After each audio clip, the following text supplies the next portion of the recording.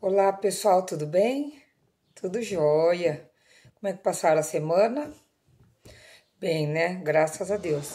Então hoje eu vou falar um pouquinho para vocês sobre o modernismo no Brasil. Então, até agora a gente está estudando lá as escolas de arte moderna, lá as vanguardas europeias. Então, o que aconteceu ali nas vanguardas europeias? Então, os artistas eles vieram com uma outra proposta, né, de pintar mais assim o que eles pensavam, o que eles sentiam, do que aquela pintura idealizada proposta pela arte acadêmica lá europeia. Então, aqui no Brasil, os artistas modernistas ali do começo do século XX, eles estabeleceram um diálogo com esses artistas. Então, quando eu olho para a arte desse período, eu vejo que tem semelhanças com as estéticas lá do modernismo europeu.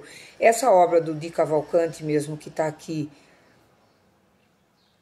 no início do capítulo, a gente vê que tem muitas características, por exemplo, a geometrização de formas do cubismo e ali do Pablo Picasso, ele sofre influência de vários artistas ali. Isso não acontece só com o Di Cavalcanti, vai acontecer com outros artistas também. Então, esse diálogo foi estabelecido, né, com as artes plásticas, mas o movimento não se restringiu somente às artes plásticas.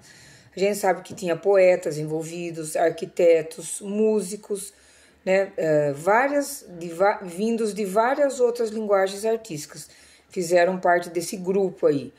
Então, esse grupo brasileiro, ele apresentava duas propostas. Primeiro, que eles queriam que a arte retratasse o povo brasileiro, a cultura brasileira, os aspectos da natureza e também romper com a arte acadêmica, que era a arte que se ensinava aqui no Brasil. Então, quando o Dom João veio para cá, ele traz, né, em seguida a missão artística francesa e a gente tem o Debré, que é um grande exemplo disso, né? A arte que se ensinava aqui. Ela vai retratar o Brasil ali colonial e imperial, mas assim, não é uma arte assim genuinamente brasileira, com traços brasileiros e características do povo brasileiro. A primeira artista que vai mostrar o trabalho que está ligado a essas novas ideias é a Anita Malfatti. Então a Anita Malfatti ela viaja, ela conhece o expressionismo alemão e ela vem para o Brasil e faz uma exposição em 1917. Ela é super criticada, né, pelo Monteiro Lobato, quer dizer, a elite brasileira não aceita, a princípio não aceita essas ideias novas, essa maneira nova de retratar aí.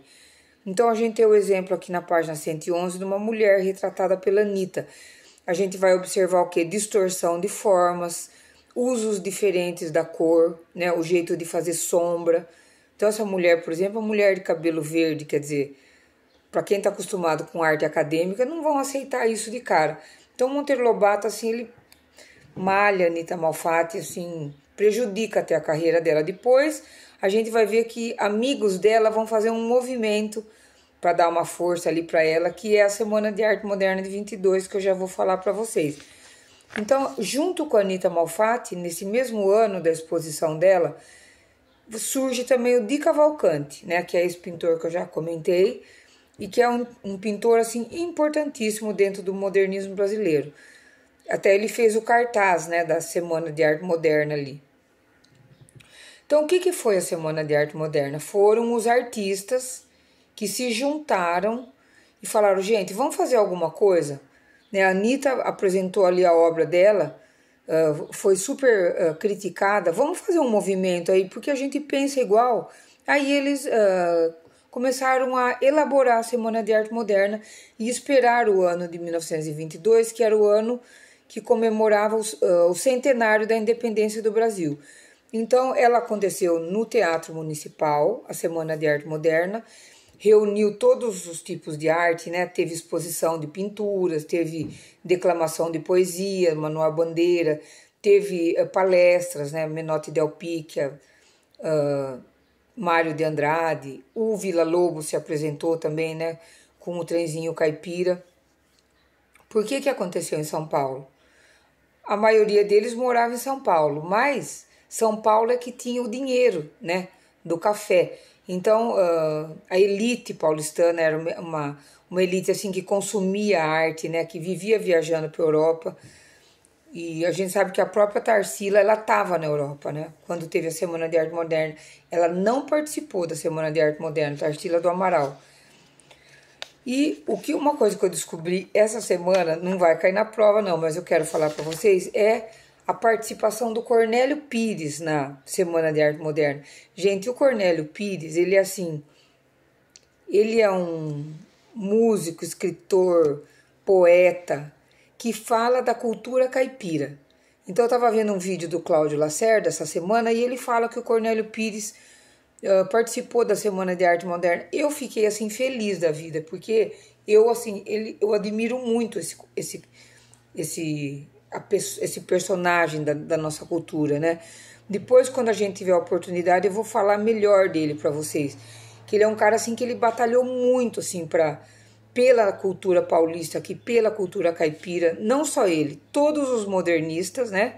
A gente sabe disso, e o Heitor Villa-Lobos mesmo, né? Com o trenzinho caipira dele. E aqui fala que no texto que ele entrou com um pé calçado e um pé de meia, ali no dia que ele foi se apresentar na Semana de Arte Moderna. E aí eles acharam que era um deboche dele também, né? Mas não era, que ele estava com um calo doendo no pé.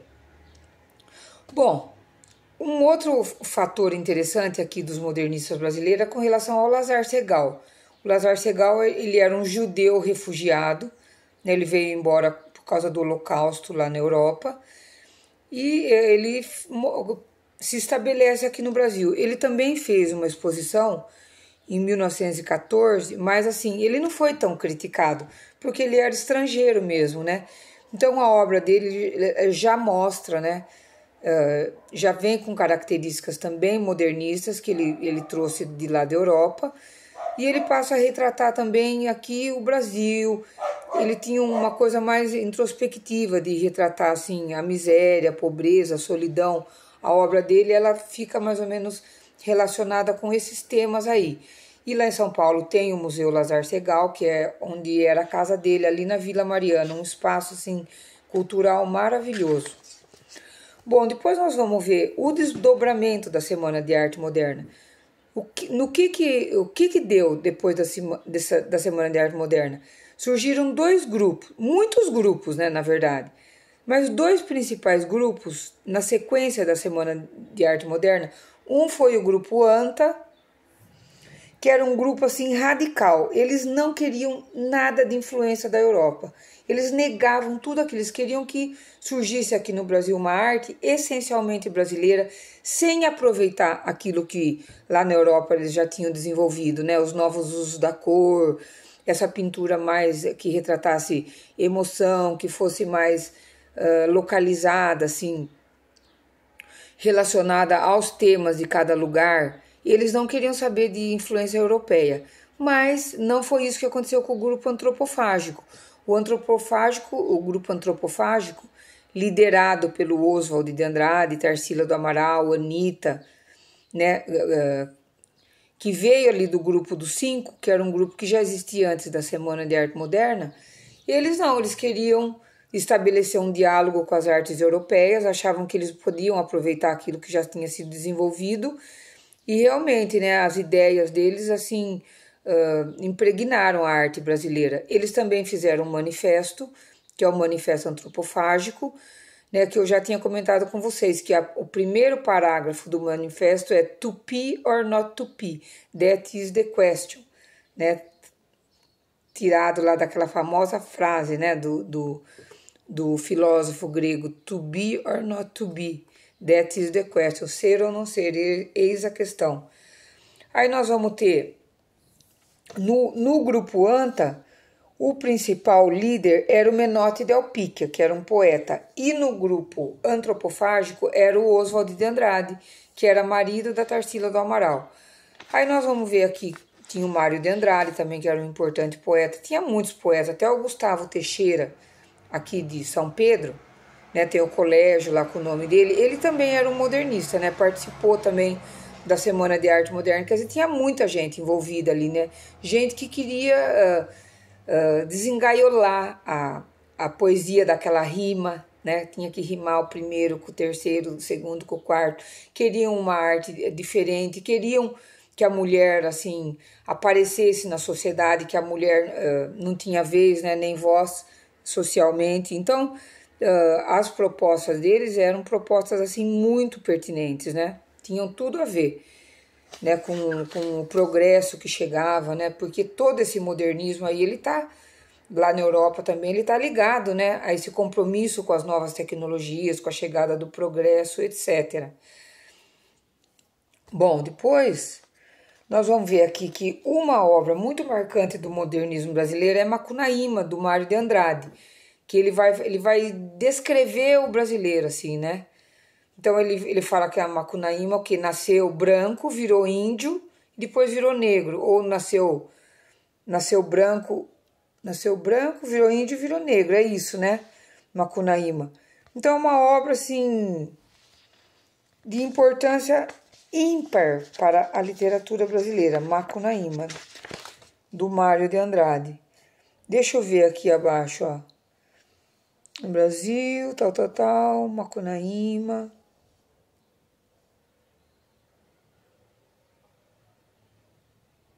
Não fala nada.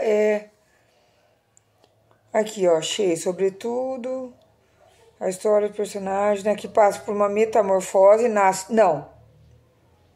nasce índio, se transforma em negro e depois vira branco. Falei o contrário. Nasce branco. Nasce índio, vira negro e vira branco. É o máximo, né, gente? Que você possa imaginar, assim, né? Da imaginação, né? Da poesia e desses artistas maravilhosos aí que mudaram para sempre a arte brasileira, né? Então, jamais a arte brasileira foi a mesma depois da Semana de Arte Moderna. A gente sabe que na hora, assim, ela não colou, eles foram vaiados, foram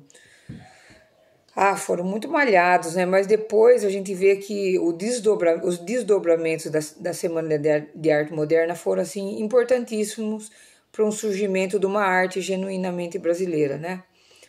Tá bom? Então, qualquer dúvida a gente tira na nossa live. Eu acho que vocês não têm dúvida nenhuma, que é super tranquilo esse capítulo. E acabou, né, gente? Acabou a matéria aqui.